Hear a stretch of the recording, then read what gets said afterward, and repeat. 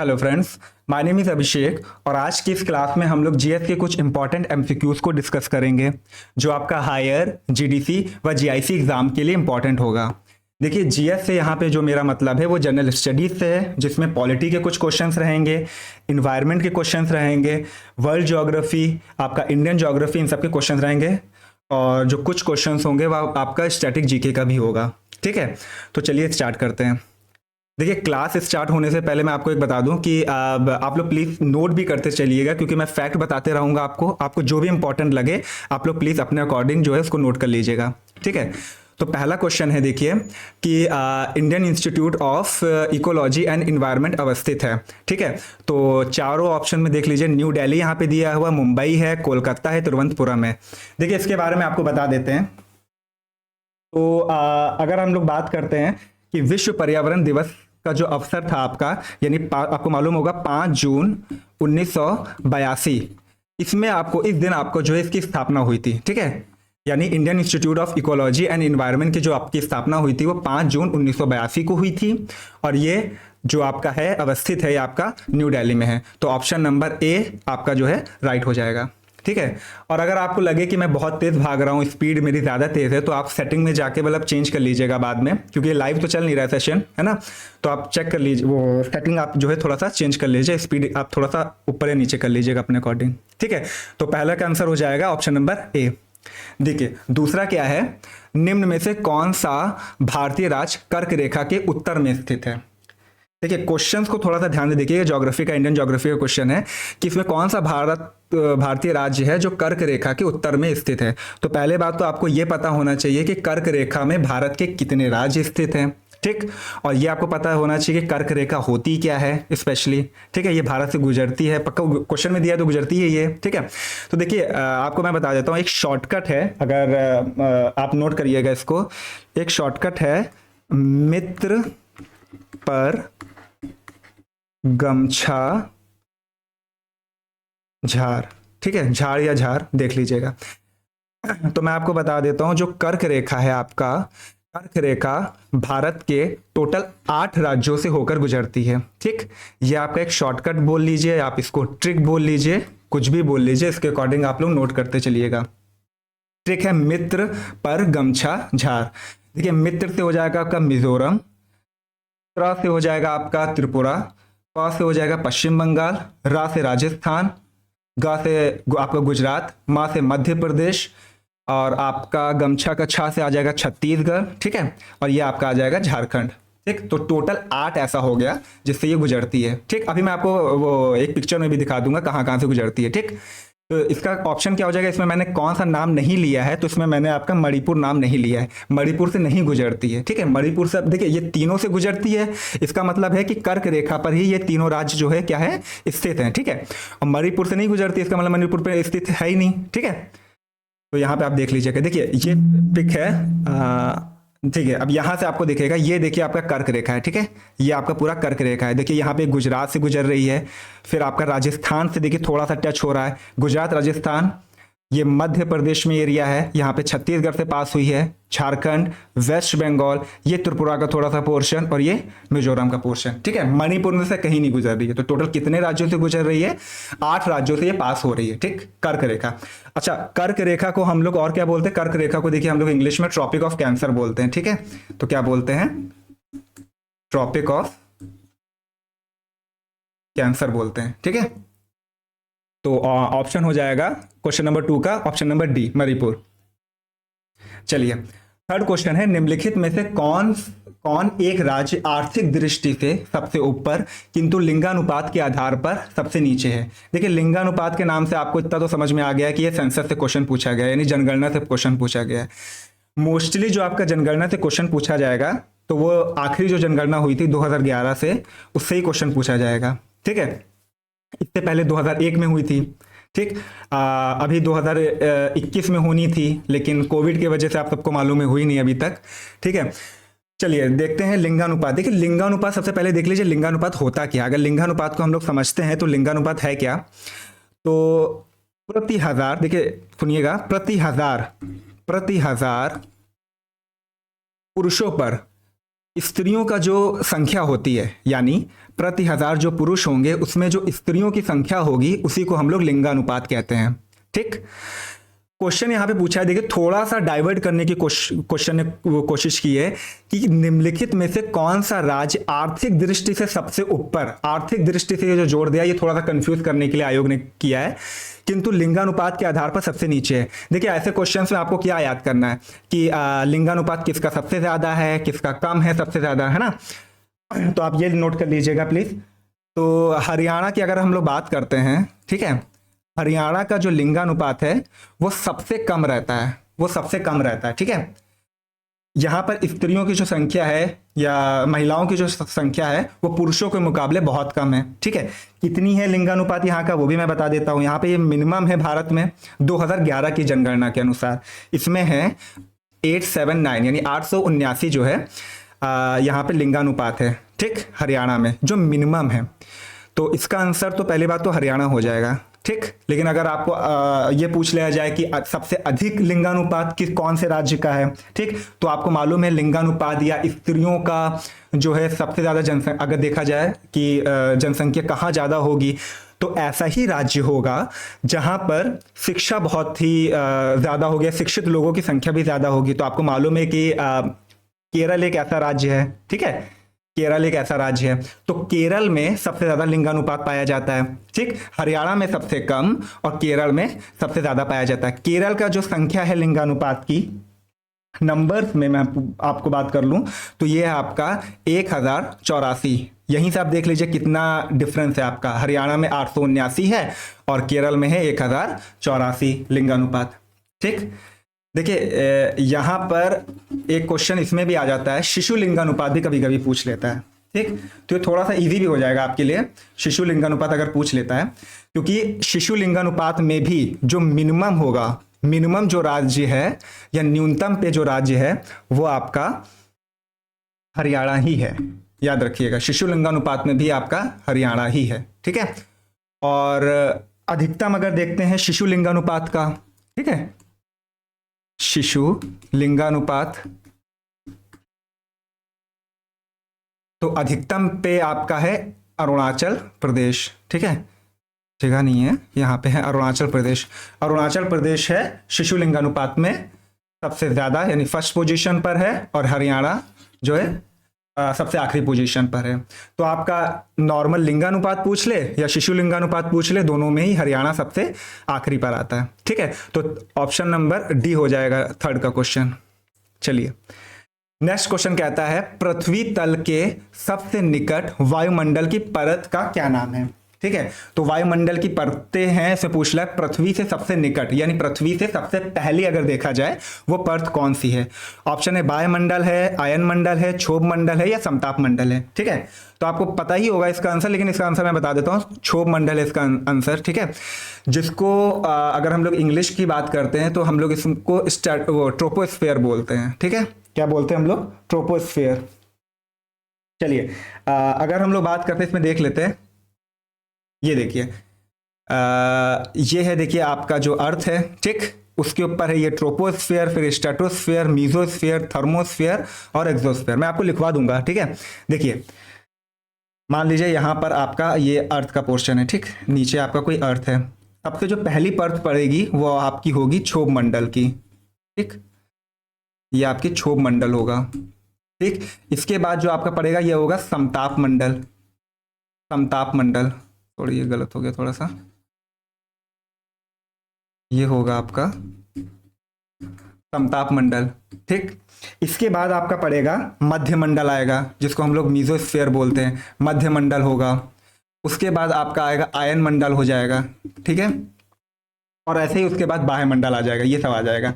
ठीक, देखिए इससे क्वेश्चन आपका तो ये पूछा गया है कि पृथ्वी की सतह पर अगर देखा जाए पृथ्वी के निकट वायुमंडल की परत का नाम क्या है, तो ये आपका तो क्षोभ मंडल है जो पृथ्वी की सतह से सबसे पहले नंबर पर पड़ती है। ठीक है, हो सकता है इससे ये पूछ लिया जाए कि सेकंड नंबर की परत कौन सी है, तो हमको पता है कि क्षोभ मंडल के बाद समताप मंडल का नंबर आता है, फिर आपका मध्य मंडल आता है, फिर आयन मंडल आता है, या बाह्य मंडल आता है। ठीक है, तो आप उसी के अकॉर्डिंग लगा दीजिएगा। इससे देखिए कुछ और क्वेश्चन ऐसे पूछे जाते हैं, कभी कभी डिस्टेंस भी पूछ लेता है आपका। तो वो भी आपका इम्पोर्टेंट है। कभी कभी आपसे पूछ लेगा, आपने देखा होगा कि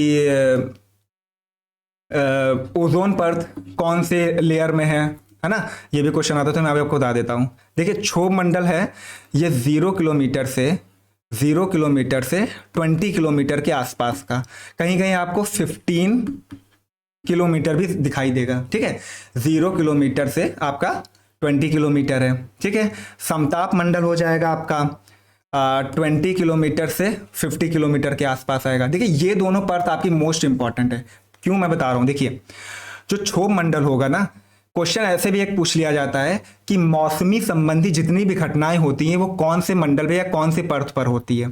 तो मौसम से रिलेटेड जितनी भी घटनाएं होती हैं, मेरा मतलब है आंधी तूफान, जितनी भी घटनाएं होती है वो क्षोभ मंडल में ही होगा, ठीक।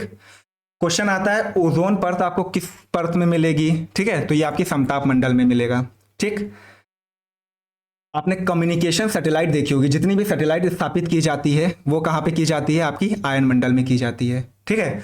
तो इससे आप देख लीजिएगा ये सारा क्वेश्चन, या जितने भी फैक्ट आपको नोट करने कर लीजिएगा। तो क्वेश्चन नंबर 4 का आंसर है आपका क्षोभ मंडल, ठीक है, ऑप्शन नंबर टी। देखिए इसकी पीडीएफ भी आपको मिल जाएगी। आप लोग गोल टू सक्सेस जो इंस्टाग्राम का चैनल है उस पर जाइएगा, और आज की डेट जो भी अपलोड होगी, जिस डेट का भी आप लोग को अपलोड होगा, आप लेक्चर का नाम लिख के सेंड कर दीजिएगा, आपको जो है पर्सनली सेंड हो जाएगी सारी, ठीक है, पीडीएफ। चलिए क्वेश्चन नंबर 5 आपका कहता है भारत में अब तक कितने बार वित्तीय आपात स्थिति घोषित हुई, वित्तीय आपात की स्थिति घोषित हुई है, ठीक। आपात का मतलब आपको मैं बता देता हूं। देखिए यहां पर हम लोग इमरजेंसी की बात कर रहे हैं, और भारत में इमरजेंसी कितने टाइप की होती हैं सबसे पहले तो ये आपको पता होना चाहिए। देखिए भारत में 3 टाइप की इमरजेंसी होती हैं, ठीक है, ये आपातकाल की सिचुएशन आती है। पहले जो होता है आपका पहला जो आपका होगा ये राष्ट्रीय आपातकाल होगा, ठीक है। पहला होगा जो आपका ये राष्ट्रीय आपातकाल होगा। दूसरा होगा जिसमें हम लोग जिसकी बात करते हैं वो होता है राष्ट्रपति शासन। आपने सुना होगा कई स्टेट में लगा रहता है, जम्मू कश्मीर में लगा रहता है आए दिन, है ना। और थर्ड होता है हमारा वित्तीय आपातकाल, वित्तीय आपातकाल। देखिए हम लोग आपातकाल की स्थिति की अगर हम लोग बात करते हैं तो इन सब का वर्णन संविधान में भी हुआ है, ठीक है। संविधान का वर्णन से मतलब है यहाँ पे कि इन सब के लिए एक सेपरेट अनुच्छेद में डिस्कशन भी किया गया है। जैसे हम लोग बात करते हैं कि राष्ट्रीय आपातकाल का जो वर्णन है आपका 352वें संविधान अनुच्छेद में इसका वर्णन है। राष्ट्रपति शासन के लिए है 356 व वित्तीय आपातकाल के लिए है 360, ठीक। अगर वित्तीय आपातकाल की जैसे क्वेश्चन पूछा गया है तो वित्तीय आपातकाल आज तक भारत में एक भी बार नहीं लगा है, ठीक है। 1991 में ऐसे सिचुएशन आई थी, शायद लग जाता, बट ऐसा हुआ नहीं। देखिए वित्तीय आपातकाल भारत में एक भी बार नहीं लगा, तो इसका तो आंसर पहले लिख लीजिए आप, कोई नहीं होगा, एक भी बार भारत में वित्तीय आपातकाल नहीं लगा है, ठीक है। लेकिन भारत में राष्ट्रीय आपातकाल लग चुका है। राष्ट्रीय आपातकाल होता क्या है, पहले बात तो ये देख लीजिए। देखिए जब कभी भी युद्ध होता है, ठीक है, इंटरनल जैसे युद्ध हो जाए या बाहरी आक्रमण हो जाता है, ठीक है, उसके वजह से ये राष्ट्रीय आपातकाल लगता है। और भारत में अब तक 3 बार ऐसा हो चुका है कि राष्ट्रीय आपातकाल लगा हो। पहला आपका लगा था 1962 में, जब इंडिया और चाइना का युद्ध हुआ था तब, ठीक। सेकंड आपका लगा था 1971 का, जब भारत पाकिस्तान का युद्ध हुआ था तब लगा था आपातकाल। तीसरा जो लगा था 1975 में। 1975 में जो लगा था ये युद्ध की स्थिति नहीं थी, लेकिन आंतरिक अस्थिरता के कारण लगा था। ये बहुत ही फेमस माना जाता है क्योंकि इंदिरा गांधी की गवर्नमेंट थी, ठीक है, और आंतरिक अस्थिरता थी, और इसके बाद ही इंदिरा गांधी की मतलब कांग्रेस की गवर्नमेंट भी गिर गई थी। तो 3 बार लग चुका है, 1962 इंडिया चाइना युद्ध में, 1971 इंडिया पाकिस्तान युद्ध में, और 1975 आंतरिक अस्थिरता के कारण लगा था, ठीक है। वित्तीय आपातकाल भारत में एक भी बार नहीं लगा। अनुच्छेद आपने देख ही लिया है, 352 राष्ट्रीय आपातकाल के लिए, राष्ट्रपति शासन के लिए 356 व 360 वित्तीय आपातकाल के लिए। क्योंकि हो सकता है ऐसे क्वेश्चन पूछ ले कि वित्तीय आपातकाल के बारे में भारतीय संविधान के कौन से अनुच्छेद में वर्णन किया गया है, हम लोग डायरेक्ट लगा देंगे 360, ठीक है। कंफ्यूजन आपकी इसमें होती है 352 और 356 में कि राष्ट्रपति शासन किस में है और राष्ट्रीय आपातकाल किस में है, ठीक। तो ये आप प्लीज इसका देख लीजिएगा। चलिए भारत का वन्य जीव संस्थान अवस्थित है। भारत का वन्य जीव संस्थान, देखिए सबसे पहले भी आपको बोला गया था जो भारत में स्टेब्लिश किया गया था वो देहरादून में किया गया था, ठीक है। सबसे पहले तो ये कहीं भी आपको देहरादून आया भारत में वन्य जीव के बारे में आए तो हमेशा यही होगा, पहला भी आएगा तब भी आपका देहरादून ही होगा, ठीक। क्योंकि आपको मालूम है देहरादून या उत्तराखंड की हम लोग बात करते हैं, इसमें पर्यावरण को संरक्षण से संबंधित कई प्रकार के आंदोलन भी चलाए गए हैं। चिपको आंदोलन आपको मालूम है कितना फेमस था, 1970 के दशक में स्टार्ट हुआ था, ठीक। पर्यावरण की रक्षा के लिए था, जिसमें पेड़ को ना काटने के लिए लोकल लोगों ने क्या किया था, जो है ये मुहिम चलाई थी, ठीक है। तो इसका ऑप्शन पहले बात तो देहरादून है, ठीक है। लेकिन अगर बात करते हैं ये भारत का जो वन्य जीव संस्थान है, हो सकता है कभी भी याद आ जाए कि इसकी स्थापना कब हुई थी, है तो देहरादून में हेडक्वार्टर, लेकिन इसकी स्थापना हुई थी आपका 1982 में, 1982 में। तो क्या हो जाएगा, भारत का वन्य जीव संस्थान जो है ये देहरादून में है और 1982 में इसकी स्थापना हुई थी, ठीक है। नेक्स्ट क्वेश्चन है, ये आप देख लीजिए, मोस्ट इंपॉर्टेंट है आपका। देखिए आपका प्रीवियस ईयर से उठाए गए क्वेश्चन हैं, ठीक है। तो ये आपका है तो करंट का है, लेकिन ये स्टैटिक जीके बन चुका है, ये स्टैटिक जीके के अंतर ही आएगा। कैसे, देखिए, प्रवासी भारतीय केंद्र और विदेश सेवा संस्थान का नाम बदलकर किस पूर्व भारतीय केंद्रीय मंत्री के नाम पर रखा गया है। देखिए आप ऑप्शन से ही गैस कर लेंगे, अगर थोड़ा सा भी आप अवेयर होंगे तो गैस कर लेंगे, क्योंकि यहाँ पे विदेश सेवा से के बारे में बताया गया है, ठीक। अरुण जेटली आपके वित्त मंत्री थे, सुषमा स्वराज आपका विदेश मंत्री थी, जसवंत सिंह यशवंत सिन्हा ये सारे आपका कैबिनेट मिनिस्टर थे, ठीक। ये बात हो रही है 2014 का, जब एनडीए की गवर्नमेंट बनी थी, एनडीए मतलब बीजेपी और उसके गठबंधन की जो सरकार बनी थी उसकी बात है, ठीक है। उसमें इस जो पूरा टेन्योर था 2014 का, इसमें आपका जो विदेश मंत्री थे सुषमा स्वराज थी, जिनका निधन आपको मालूम है 2019 में हो गया था, ठीक है। तो इन्हीं के नाम पर प्रवासी भारतीय केंद्र और विदेश सेवा संस्थान का नाम बदलकर पूर्व भारतीय केंद्रीय मंत्री के नाम पर रखा, जिसका नाम क्या है, सुषमा स्वराज के नाम पर रखा गया है, ठीक। तो इसका हो जाएगा ऑप्शन नंबर 20 का राइट आंसर हो जाएगा, ठीक है। चलिए, ये आता है निम्न से 8th क्वेश्चन है, निम्नलिखित में से कौन सा देश क्वाड का सदस्य नहीं है। आपको मालूम है क्वाड स्टैब्लिश किया गया था, ठीक। ये क्यों किया गया था, इसका फुल फॉर्म क्या है मैं आपको सब बताता हूं, देख लीजिए क्या है क्या। क्वाड का कौन सा सदस्य नहीं है, ऑप्शन है जापान, दक्षिण कोरिया, ऑस्ट्रेलिया और यूएसए, संयुक्त राज्य अमेरिका, ठीक। देखिए क्वाड में टोटल 4 सदस्य आते हैं, ठीक, नोट कर लीजिएगा, 4 सदस्य आते हैं, जिसमें आता है यूएसए, आपका इंडिया, जापान आता है और आपका ऑस्ट्रेलिया, ठीक। यानी यूएसए, इंडिया, जापान, ऑस्ट्रेलिया, ये 4 कंट्रीज का एक समूह बनाया गया था, और ये बनाया था जापान के उस टाइम के जो पीएम थे उनके द्वारा ये बनाया गया था, ठीक है। जिनका नाम था, जिनकी मृत्यु भी हो चुकी है आई थिंक, शिंजो आबे करके कुछ थे, शिंजो आबे, इनकी ही ये मुहिम स्टार्ट कराई गई थी। अब क्वेश्चन ये आपका, पहले बात तो इसका आंसर आपको समझ में आ जाना चाहिए कि साउथ कोरिया इसमें नहीं लिखा है, जापान है, ऑस्ट्रेलिया है और यूएसए है और इंडिया तो है ना। तो साउथ कोरिया इसका आंसर हो जाएगा, क्योंकि नहीं पूछा है, ठीक है। ये क्वाड बनाया क्यों गया था ये आपका इंपॉर्टेंट है। देखिए क्वाड बनाने का जो उद्देश्य था, ये आपका इंडो पैसिफिक जो रीजन था, इंडो पैसिफिक रीजन मतलब भारत और जो प्रशांत महासागर का जो एरिया पूरा है, उसमें क्या था, जितने भी लोकतांत्रिक देश हैं, मतलब ऐसे देश जिसमें लोकतंत्र है, ठीक है, उनके हितों की रक्षा करने के लिए बनाया गया था। देखिए मेन था, ये था जो बनाया गया था, ये इंडो पैसिफिक रीजन में बनाया गया था, ठीक है। असल में बनाने का मेन रीजन यह था, चाइना को काउंटर करना था, जापान ने जो है ये प्रस्ताव रखा था, और आपको मालूम है एशिया में चाइना को काउंटर करने के लिए सिर्फ इंडिया ही एक ऐसा है जो जिसके पास ऐसी पावर है या क्षमता हम बोल सकते हैं जो चाइना को काउंटर कर सकता है, इसलिए बनाया गया था। प्रेजेंट टाइम की अगर क्वाड की बात करते, देखिए प्रेजेंट टाइम में क्वाड का ऐसा कुछ अस्तित्व बचा नहीं है, क्योंकि मीटिंग्स क्वाड की हो नहीं रही है, और इसमें बहुत बड़ा हाथ यूएसए का है, क्योंकि इस साल भी जो मीटिंग होनी थी वो भी अप्रॉक्स कैंसिल ही हो गई है, क्योंकि अमेरिका में जो है नवंबर या दिसंबर में आई थिंक इलेक्शन होने हैं प्रेसिडेंट का, तो इस साल भी नहीं होगी, लास्ट ईयर भी नहीं हुई थी क्योंकि वो आए नहीं थे बाइडेन, ठीक है। तो इसका आंसर है साउथ कोरिया, पहले देख लीजिए क्वाड का, ठीक। क्वाड को बोलते हैं क्वाड्रिलेटरल सिक्योरिटी डायलॉग, इसका फुल फॉर्म है quadrilateral lateral security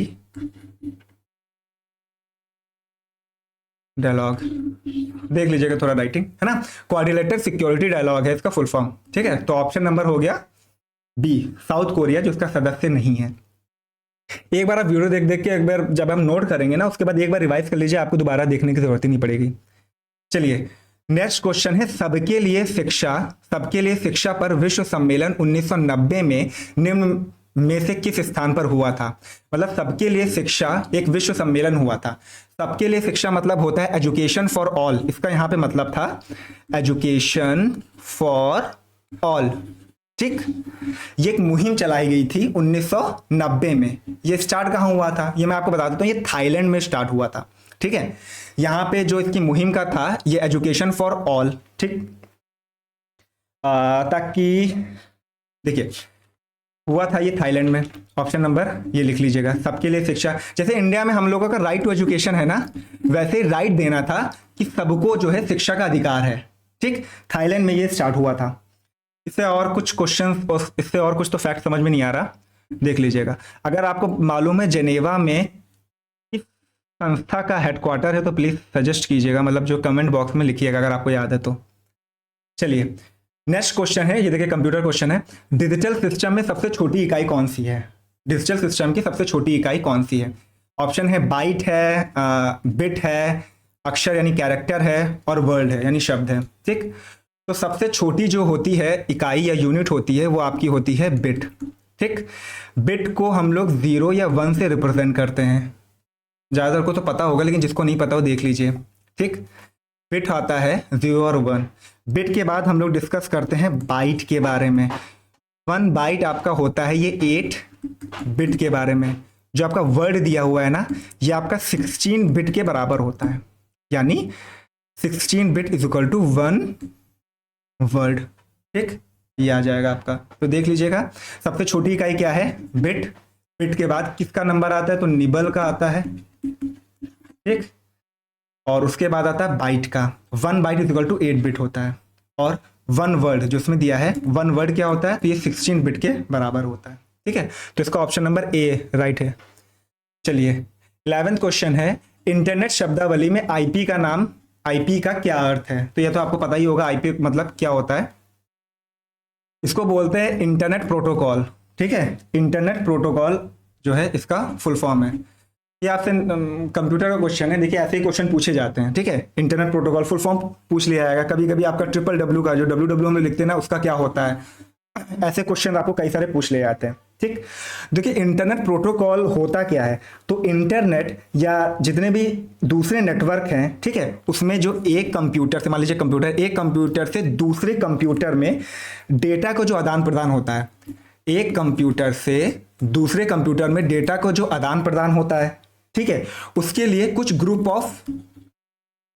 of instructions होते हैं। क्या होते हैं, ग्रुप ऑफ इंस्ट्रक्शंस, या यूं बोले कि नियमों का समूह होता है। ठीक, नियमों का समूह, इसी नियमों के समूह को हम लोग इंटरनेट प्रोटोकॉल बोलते हैं। ठीक है, या आईपी एड्रेस के नाम से आपने सुना होगा। ठीक है, और अगर बोलते हैं कि इसको प्रकाशित कहाँ किया जाता है, या मतलब प्रकाशित किया गया था, तो ये IEEE के द्वारा किया जाता है। IEEE का फुल फॉर्म है institute of electrical and electronics engineering. ठीक है, ये तो मतलब पूछा जा सकता है, देख लीजिएगा अपने अकॉर्डिंग, पर हाँ आईपी का फुल फॉर्म जरूर याद रखिएगा। चलिए डिजिटल स्टोरेज के संदर्भ में ब्लू रे डिस्क क्या है। देखिए आप इसको ना ऑड वन आउट करके भी निकाल सकते हैं। कैसे, देखिए आंतरिक भंडारण के लिए, आंतरिक भंडारण मतलब इंटरनल स्टोरेज के लिए, बाहरी भंडारण है एक्सटर्नल स्टोरेज डिवाइस के रूप में, या भंडारण डिवाइस नहीं है, तो ये तो बिल्कुल ही कैंसिल हो गया पहली बात तो, क्योंकि भंडारण डिवाइस क्या नहीं, क्योंकि इसमें तो स्टोरेज का नाम, भंडारण मतलब यहाँ पे स्टोरेज है। ठीक है, तो भंडारण यहाँ पे स्टोरेज, तो उसमें नाम ही है डिजिटल स्टोरेज, तो ये तो पूरा ही कैंसिल है। फिर ऑप्शन डी बोलता है ए और बी दोनों। देखिए इंटरनल और एक्सटर्नल दोनों तो हो ही नहीं सकता, इन दोनों में ही कोई होगा। तो ब्लू रे जो डिस्क है आपका, ये आपका एक एक्सटर्नल स्टोरेज डिवाइस है, यानी बाहरी भंडारण डिवाइस है। तो इसका हो जाएगा option number B, right answer हो जाएगा। 13 नंबर जो क्वेश्चन है कहता है कौन सा आउटलुक डिवाइस नहीं है। आउटलुक डिवाइस, और ये थोड़ा सा गलत हो गया, आउटलुक नहीं आउटपुट है, ठीक है। आउटपुट डिवाइस नहीं है। प्रिंटर हो गया, प्लॉटर हो गया, स्कैनर हो गया, VDU हो गया, जिसको विजुअल डिस्प्ले यूनिट बोलते हैं। देखिए प्रिंटर आपका जो है आउटपुट डिवाइस है, प्लॉटर भी आपका है, VDU भी है, ठीक है। स्कैनर देखिए नहीं है, स्कैनर आपका इनपुट डिवाइस है, ठीक है, ये आपका इनपुट डिवाइस है। तो कंप्यूटर में देखिए इससे इनपुट और आउटपुट डिवाइसेस से क्वेश्चन बहुत पूछे जाते हैं, तो 1 से 2 मिनट लगेगा, आप लोग प्लीज नोट कर लीजिएगा इनपुट और आउटपुट डिवाइसेस होते कौन से। कभी कभी ऐसे पूछे जाते कौन सा नहीं है कौन सा है, ऐसे क्वेश्चन आ जाते हैं कंप्यूटर में। देखिए कंप्यूटर से बहुत ज्यादा हार्ड क्वेश्चन नहीं आएगा, ठीक, ऐसे नॉर्मली क्वेश्चन आएंगे, कुछ फुल फॉर्म्स पूछी जाएंगे जो नॉर्मल होती हैं, ठीक, और कभी कभी कुछ कुछ ऐसे ही आ जाएगा इनपुट आउटपुट डिवाइस से। देखिए स्कैनर हो गया इनपुट डिवाइस, आपका माउस हो गया इनपुट डिवाइस, और आपका क्या हो जाएगा, देखिए माउस हो जाएगा, आपका कीबोर्ड हो जाएगा इनपुट डिवाइस, ठीक, और हो जाएगा स्कैनर इनपुट डिवाइस। तो इसका तो ऑप्शन नंबर क्या है, क्या आउटपुट डिवाइस नहीं है तो स्कैनर है, ये थोड़ा सा गलत है, आउटलुक नहीं है आउटपुट है, ठीक। चलिए ऑप्शन नंबर सी इसका राइट आंसर है। ये भी कंप्यूटर का है। ये पूछता है आपसे 1 मेगाबाइट किसके बराबर होता है। 1 मेगाबाइट, मेगाबाइट को देखिए कहते हैं MB, सबने नाम सुना होगा MB, MB को बोलते हैं मेगाबाइट। आपका एक KB होता है, ठीक है, जिसको हम लोग किलोबाइट बोलते हैं, ठीक। ये आपका TB टेराबाइट हो गया, GB गीगाबाइट हो गया, ठीक, ऐसे क्वेश्चन आते हैं। तो ये किसके बराबर है, ये आपका 1024 बाइट के बराबर है, किलोबाइट के बराबर है, गीगाबाइट या बिट के बराबर है। देखिए पहले आपको ये बता देते हैं ये होता क्या है। देखिए 2 की पावर 10 ये आपका होता है 1024, ये आपकी एक वैल्यू होती है, याद रख लीजिएगा। जो कंप्यूटर ये मैथ इतना नहीं जानता है फिर भी वो याद रख लीजिएगा कि 2 की पावर 10 जो होता है ये 1024 के बराबर होता है, ठीक। आपको कुछ चीज़ें मैं लिखा दे रहा हूँ, आप नोट कर लीजिएगा। जो आपका 1 KB होता है, सॉरी एक मिनट, हाँ, जो आपका 1 KB होता है ये आपका 1024 बाइट के बराबर होता है। ऐसे नॉर्मल पूछ सकता है ना, इसकी जगह मान लीजिए मेगाबाइट नहीं है, यहाँ पे मेगाबाइट ना देके पूछ ले 1 किलोबाइट किसके बराबर होता है, तो वो इसके बराबर होता है, नोट कर लीजिएगा आप लोग, ठीक है। फिर आता है 1 MB यानी 1 मेगाबाइट जो इसमें पूछा गया है, तो ये होता है 1024 KB, इसके बराबर होता है, तो इसमें किलोबाइट है। पहले बात तो इसका आंसर तो हो गया ऑप्शन नंबर B, ठीक। फिर यहाँ पे आपसे पूछ सकता है कि 1 GB यानी गीगाबाइट किसके बराबर होता है, तो इसका हो जाएगा आपका 1024, ये MB के बराबर हो जाएगा, ठीक। आप देख लीजिए ये सब में कॉमन है, ठीक है। और यहाँ पे देख लीजिए सबसे छोटे से स्टार्ट हुआ है बाइट से, फिर KB में आया, KB के बाद आया MB में, MB के बाद आपका GB में आ रहा है, ठीक। और 1 यहाँ पे अगर 1 टेराबाइट की बात करते हैं, 1 TB तो ये बराबर होता है 1024 GB के, ठीक है। तो इसका ऑप्शन हो गया ऑप्शन नंबर B, 14 का आंसर। देखिए फिर ये कहता है जैविक विविधता के लिए कौन सा अंतर्राष्ट्रीय दिवस है, ये आपका एनवायरनमेंट से क्वेश्चन हो गया, ठीक है। जैविक विविधता के लिए कौन सा अंतर्राष्ट्रीय दिवस है, 22 जून है, ऑप्शन नंबर B कहता है कि 22 मई है, 22 अप्रैल है, 22 सितंबर है। ये इंपॉर्टेंट इस वजह से है क्योंकि इसमें कई चेंजमेंट मतलब एक चेंजमेंट हुआ था, इस वजह से इंपॉर्टेंट। देखिए इसका राइट आंसर तो इस टाइम 22 मई है, ठीक है, 22 मई इसका राइट आंसर है। कंफ्यूजन इस वजह से होता है क्योंकि जब ये सम्मेलन हुआ था ना जैव विविधता का, अंतर्राष्ट्रीय सम्मेलन हुआ था जैव विविधता का, तो ये 1993 में हुआ था। डेट इसकी थी 29 दिसंबर, ठीक है, 29 दिसंबर 1993 में सम्मेलन हुआ था जिसमें जैविक विविधता के लिए एक अंतर्राष्ट्रीय दिवस मनाने की घोषणा हुई। यानी पहले जो ये दिवस मनाया जाता था ये 29 दिसंबर को मनाया जाता था, लेकिन 2000 के बाद से, वर्ष 2000 के बाद से ये जो है आपका 22 मई को मनाया जाने लगा, ठीक है। तो इसका राइट आंसर हो जाएगा आपका 22 मई, option number B। Next question है चतुर्थ विश्व शब्दावली किन देशों के लिए प्रयुक्त की गई है। देखिए आपका इंपॉर्टेंट क्वेश्चन बन जाता है थोड़ा सा। देखिए ऐसे क्वेश्चन अगर आते हैं नॉर्मल तो ये आयोग इस वजह से पूछता है बेसिकली कि अगर जिसने पढ़ा होगा वही दे पाएगा, मोस्ट ऑफ द केसेस में इतना कोई डीप नहीं पढ़ने की कोशिश करता है ना, क्योंकि जीएस से इतना अंदर तक आता भी नहीं है, लेकिन फिर भी देख लेते हैं। देखिए चतुर्थ विश्व शब्दावली किन देशों के लिए प्रयुक्त की गई है। अब देखिए ये हुआ क्या था, देखिए शीत युद्ध जब हुआ था ना, उसके बाद क्या हुआ था, जो कुछ देशों के समूह थे, मतलब कुछ एक आध देशों के समूह थे, उनको 4 ग्रुप में हम लोगों ने डिवाइड कर दिया। ठीक, 4 ग्रुप कौन से थे, देखिए जिसमें आता है प्रथम विश्व, ठीक है, इसी की तरह द्वितीय आता है, ऐसे ही थर्ड आता है और फोर्थ आता है। ठीक, जब प्रथम विश्व जो शब्दावली हम लोगों ने यूज की थी वो हुआ था ऐसे देश जो पूंजीवाद का समर्थन करते हैं, जो पूंजीवाद का, कैपिटलिज्म का समर्थन करते हैं, जितने भी ग्रुप थे उनको रखा गया था। अब आपको मालूम है पूंजीवाद का सबसे बड़ा समर्थक कौन था, यूएसए। तो यूएसए को इसका जो है क्या बना दिया गया था, मान लीजिए एक मेन रोल दे दिया गया था यूएसए को, ठीक, या ये बोले नेतृत्व जो किया था प्रथम विश्व का या पूंजीवादी देशों का, वो आपका यूएसए ने किया था। ठीक, द्वितीय विश्व की अगर जो बात करते हैं, इस ग्रुप में किसको रखा गया था, तो जिन्होंने साम्यवाद का समर्थन किया था, किसका किया था, साम्यवाद का जिन देशों ने समर्थन किया था, जिसमें इसका नेतृत्व आपका किया था, ये किया था रूस ने, ठीक है, या उस टाइम के यूएसएसआर ने किया था। ठीक, तो प्रथम विश्व में समर्थन किया था पूंजीवाद का, मतलब पूंजीवाद देशों ने जिनका समर्थन किया था उनको रखा गया था प्रथम विश्व में। द्वितीय विश्व में रखा गया था साम्यवाद का जो समर्थक देश थे उनको रखा गया, जिसका नेतृत्व किया था यूएसएसआर ने।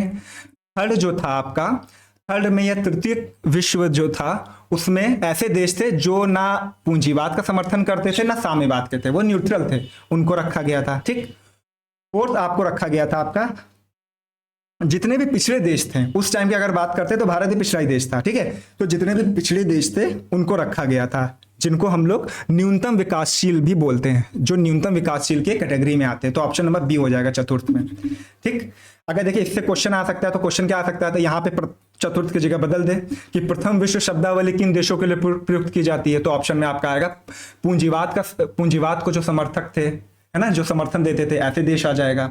द्वितीय में आ जाएगा आपका साम्यवाद को जो समर्थन देते थे। ठीक, तो 16 का हो जाएगा आपका ऑप्शन नंबर बी, न्यूनतम विकसित देश। देखिए रोन घाटी में नीचे की ओर बहने वाली ठंडी स्थानीय हवा को क्या कहते हैं, ये आपका ज्योग्राफी का है, वर्ल्ड ज्योग्राफी का क्वेश्चन है, जिसमें आपका पवने और स्थानीय हवाओं के बारे में पूछा गया। देखिए ऐसे भी क्वेश्चन देखिए आप खुद नोटिस कीजिए, रोन घाटी शायद ही नाम किसी ने सुना होगा जिसने पढ़ा होगा, लेकिन ये टफ क्वेश्चन आते हैं। ऐसे क्वेश्चन को अगर आपका नेगेटिव मार्किंग है तो इसको अटेम्प्ट भी कभी मत करिएगा, अगर आता है तो कर लीजिए, नहीं आता तो मत करिएगा, और अगर नेगेटिव मार्किंग नहीं है तो प्लीज फिर तो आपको लगाना ही चाहिए, कोई भी हो। ठीक है, रोन घाटी में नीचे की ओर बहने वाली ठंडी हवा, देखिए ठंडी हवा की बात कर ले तो मिस्ट्रल का जो आपने नाम सुना था, ये एक ठंडी हवा है। ठीक है, इसका आंसर भी ऑप्शन नंबर बी है कि रोन घाटी में नीचे की ओर बहने वाली ठंडी हवा जो स्थानीय हवा है वो कौन है, तो ये मिस्ट्रल है। ठीक, पहली बात तो ये, इसका ऑप्शन नंबर है जाएगा बी। और पहली बात ये भी, दूसरा क्वेश्चन ऐसा भी आ सकता है कि मिस्ट्रल किस प्रकार की हवा है, तो हम लोग को मालूम है ये ठंडी स्थानीय हवा है, तो ये भी एक आपको फैक्ट मिल जाएगा। देखिए जब ये हवा चलती है ना, ये मिस्ट्रल हवा चलती है, तो होता क्या है, जितना जो तापमान होता है ना उस स्थान का, उस पर्टिकुलर जगह का, वो हिमांक से नीचे आ जाता है, इसका मतलब है कि वहां पर ठंड जो है वो बढ़ जाती है। ठीक, इसीलिए इसको ठंडी हवा भी बोला जाता है। तो क्या बोलेंगे, रोन घाटी में नीचे की ओर बहने वाली ठंडी स्थानीय हवा को हम लोग मिस्ट्रल बोलते हैं। ये एक प्रकार की ठंडी हवा है। जब ये हवा चलती है तो जो तापमान होता है उस जगह का वो हिमांक से नीचे आ जाता है, जिसकी वजह से ठंड जो है वो बढ़ जाती है। तो 17 का हो जाएगा option number B. Next question है, भारत में जैव विविधता की दृष्टि से सबसे संपन्न क्षेत्र कौन सा है। ठीक, ये थोड़ा सा गलत हो गया, 2 बार टाइप हो गया। सबसे संपन्न जैव विविधता की दृष्टि से, तो आपको मालूम है ये भारत का नीचे वाला पोर्शन है, ठीक है, ये श्रीलंका का पोर्शन आ जाएगा। पश्चिमी घाट इसका राइट आंसर है। पहली बात तो देखिए भारत में जैव विविधता की दृष्टि से जो सबसे संपन्न है वो आपका ये वाला एरिया है, जिसको हम लोग पश्चिमी घाट यानी वेस्टर्न घाट भी बोलते हैं। ये आपका पूर्वी घाट हो जाएगा, ठीक है, तो ये याद कर लीजिएगा। 18 का ऑप्शन नंबर ए है, पश्चिमी घाट। जैव विविधता की दृष्टि से भारत में सबसे संपन्न क्षेत्र ये वाला एरिया है, यानी पश्चिमी घाट, वेस्टर्न घाट भी इसको बोला जाता है। ठीक, और अगर इसके बारे में बात करें कि जैव विविधता है क्या, तो देखिए कोई भी किसी भी पर्यावरण में जो विभिन्न प्रजातियों की श्रेणी होती है, जो अलग अलग प्रकार की प्रजातियां होती है, उनकी जो श्रेणी होती है, ठीक है, उसी को हम लोग जैव विविधता बोलते हैं।